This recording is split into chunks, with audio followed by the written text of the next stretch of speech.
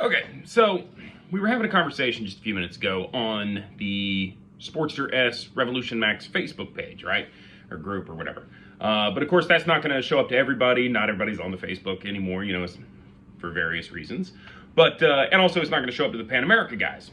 But what we're talking about is the starting issue, where it's kind of a slow start or whatever. Well, what I was telling these guys is, I'm actually a victory guy. They're big. I'm big. It works for me. But I like this Sportster S. But we've always had the same issue, and what it stems from for us is that after 2008, the idle is controlled by a little regulating valve. It's electronically controlled. Opens and closes. Okay, now, it only does something when you're at idle. Okay, when you're off idle, it doesn't do anything. But when you are at idle, your throttle plates are completely closed. Okay, we have twin throttle bodies. You have twin throttle bodies. They're completely closed. There's no little holes in them like we used to have in the old bikes or boats, or I think I even had it on my 5.0 Mustang or something.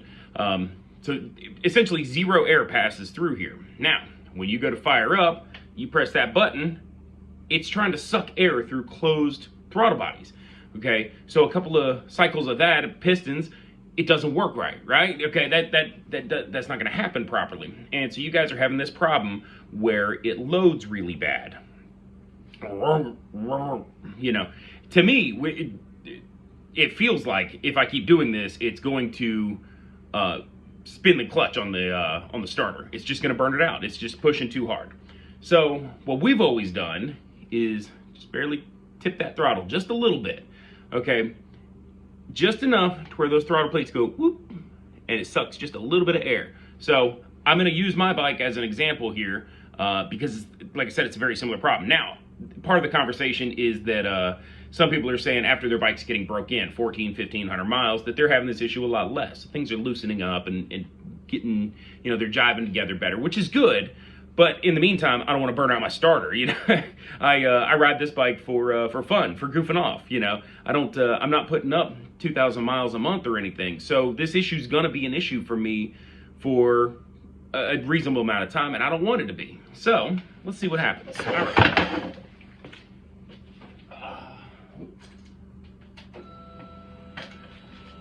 Okay, no throttle input.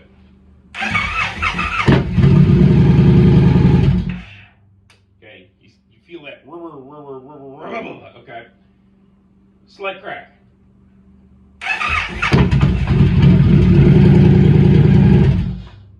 Happens much faster.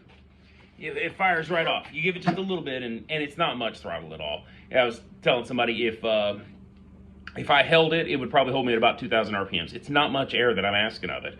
Just enough to where it'll take some of that pressure off.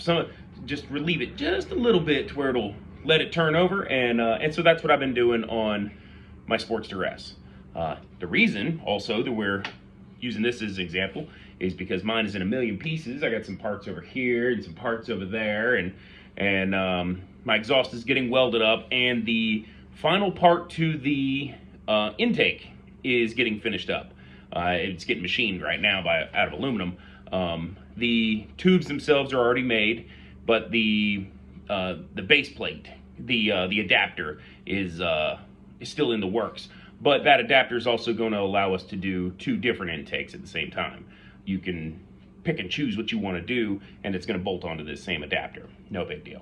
So whether you want the long tube style or the flat panel style, whichever is your preference. It's going to be easier to clean your air filter. You're going to have more air filter space, and then we'll also be able to do a good dust cover on either style also. So that's particularly for the Pan America guys. You know, you guys are off riding through the desert or whatever. Everything's getting dusty, man.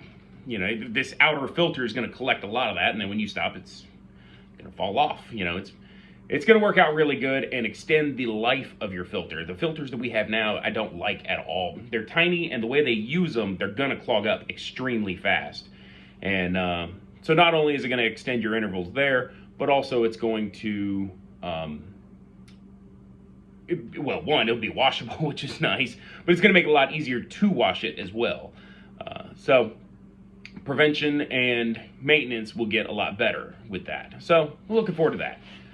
Anyways, man, comment about it and let me know if this has helped you at all.